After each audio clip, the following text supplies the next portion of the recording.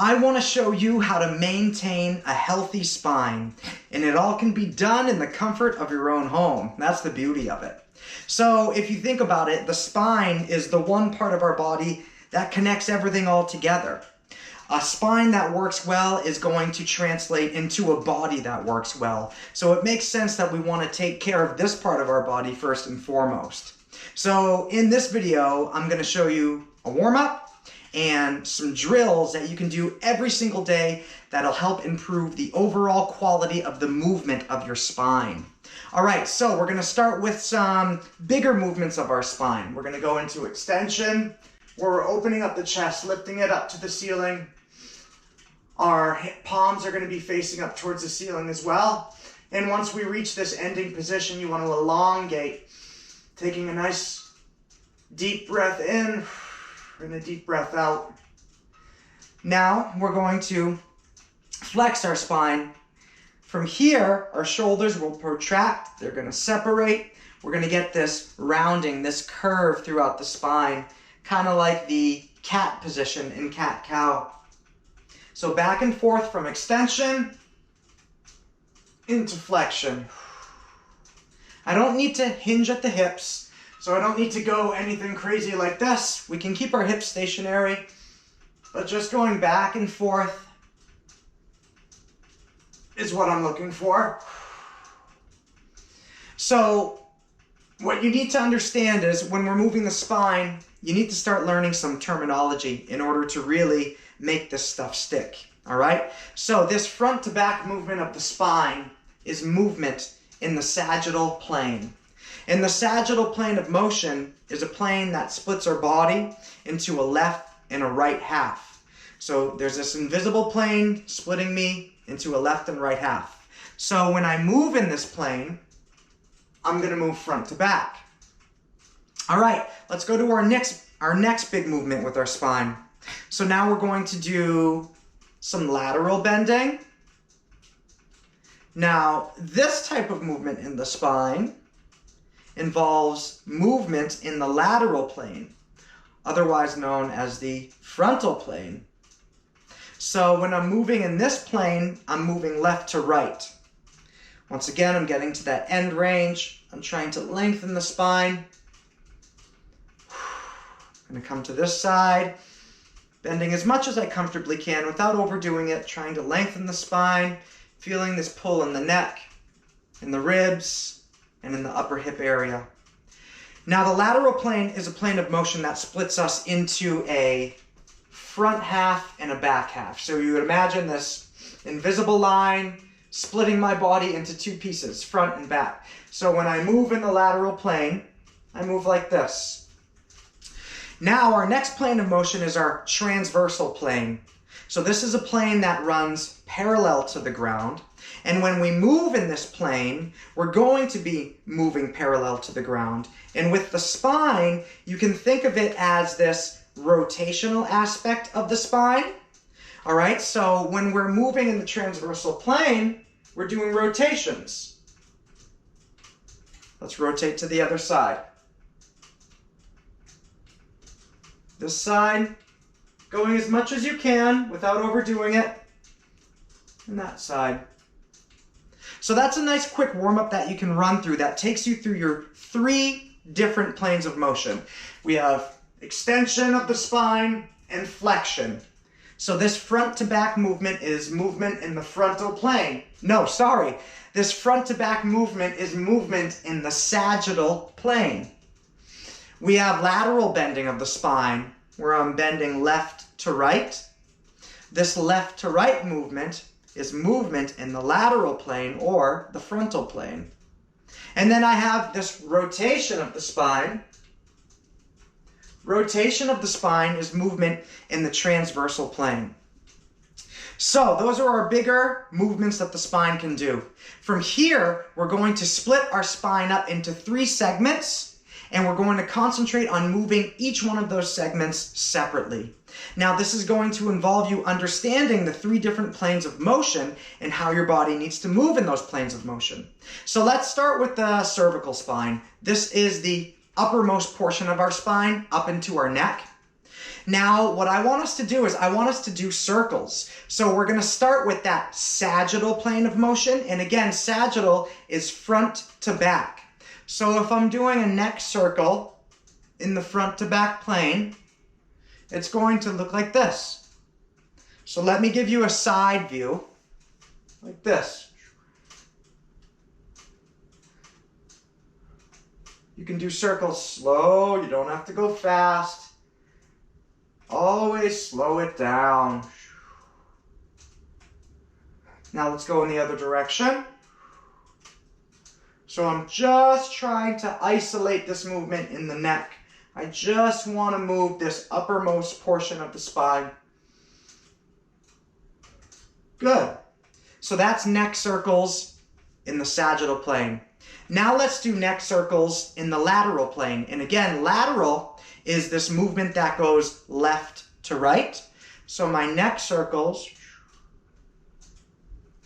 would look like this. I always do little sounds with my mouth. Sorry about that. So when you're doing these exercises or these patterns or these movements, whatever you want to call them, you want to do anywhere from 30 seconds to a minute in each direction. Taking your time, making sure you're making that connection. So a lot of the times I'll close my eyes so I can feel this movement internally. I can increase my mind map, this connection from my mind to my body. Now we're going to go in the other direction. I'll give you a side view so you can see that I'm literally just moving left to right. A common mistake that we'll have is if we start twisting our body. So when we're moving in this lateral plane, try to prevent yourself from twisting. Pretend that you're being squeezed in between two invisible planes of glass. And all you can do is move left to right. So you'll do both directions in the lateral plane. Then we're going to do both directions in the transversal plane. So now this plane of motion, once again, is that rotational aspect, but it's also movement that runs parallel to the ground. So you'll notice that I'm going forward, to the side, backwards, to the other side. So I'm doing a circle with my neck that is tracing parallel to the ground. Going in the other direction, once again, you'll do these circles for 30 seconds, up to a minute, even up to 90 seconds if you can concentrate that long.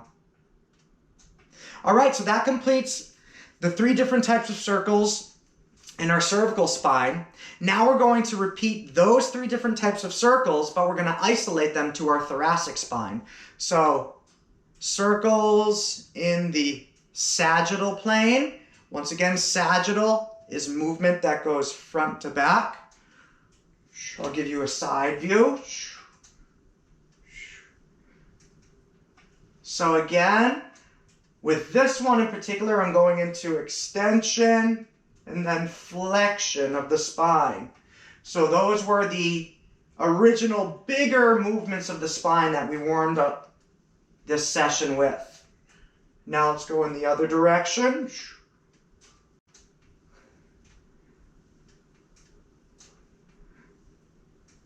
Good.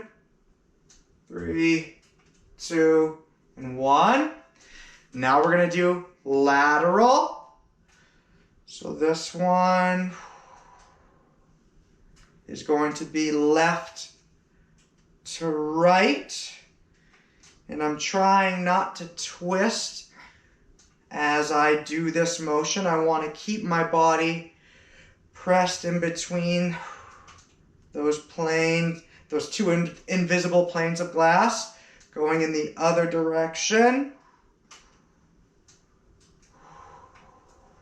Okay, 5, 4, 3, 2, and 1. And then lastly, with the thoracic spine, I'm going to do transversal circles. So again, this is the circle that is running parallel to the ground. Like this. We're going into extension, into a side bend, into flexion, into another side bend. trying to just move this center part of the spine. Now I'm going to go in the other direction.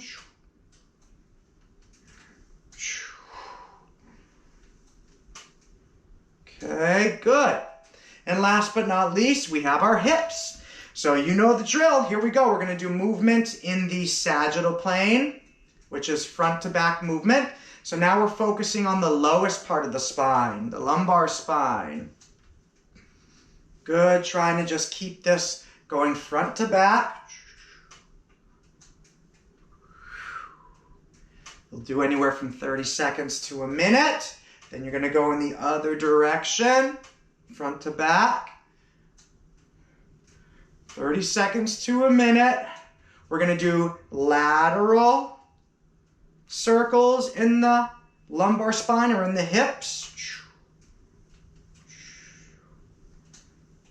Okay, trying to keep my body just moving left to right, going in the other direction. Okay, and then last but not least, transversal circles in the hips. So now I'm going forward, side, back, other side. So I'm tracing this circle that is running parallel to the ground. Again, making sure that you're doing both directions from 30 seconds to a minute. So my suggestion would be, when first going through these drills and when first learning them, you take the time to perform each of these drills separately, like we just did. So we started with one part of our body. We stayed in one plane of motion. We went one way, we went the other way. Staying with the same part, now we work in a different plane of motion, going one way and the other way. And then we work the third plane of motion. From here, you go to the middle spine and the hips. So you're working all these movements in isolation. Once you get really good and comfortable and you feel like you have the coordination, like it's becoming easier, then what you can do is you can start changing it up, going into different parts of the body, going into different planes of motion of the body. Okay? So this would be a little more advanced. Like this.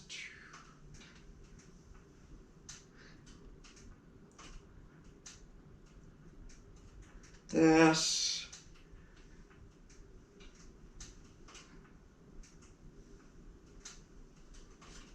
This. So you can see how I am going and I'm being a little more random about it. Okay? From the hips to the neck. And I'm changing up the plane of motion that I'm going into. Now, the reason why we work our spine into individual pieces, again, is so that we can make this connection from our mind to our body. So we're increasing our awareness. We're increasing that internal mind map. And in turn, that is going to increase the overall quality of movement that you can produce on a day-to-day basis. And that's what all of my movement is all about. Increasing the overall function and the overall quality of movement. All this stuff can be done in the comfort of your own home. So watch the video that's on the screen right now to learn more ways to incorporate movement or exercise into your life. As always, I'm Mini Movement Man saying be kind to one another. Peace.